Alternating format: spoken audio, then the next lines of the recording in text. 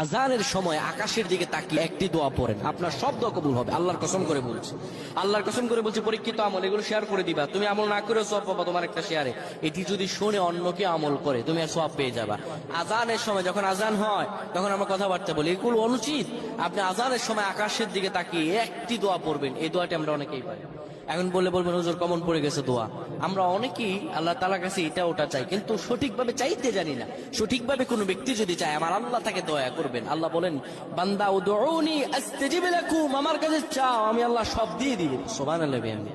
যখন আপনার আজান হয়, আজানের সময় আপনি আসমানের দিকে তাকান, তাকিয়ে আপনি বলুন, পড়তে থাকেন, আল্লাহুম্মা আনতা রাব্বি লা ইলাহা ইল্লা আনতা খলাকতানি ওয়া আনা আবদুকা ওয়া আনা আলা আহদিকা ওয়া ওয়া'দিকা মাসতাতা'তু আউযু বিকা মিন শাররি মা সানা'তু আবু'ু লাকা বিনি'মাতিকা আলাইয়া ওয়া আবু'ু বিযানবি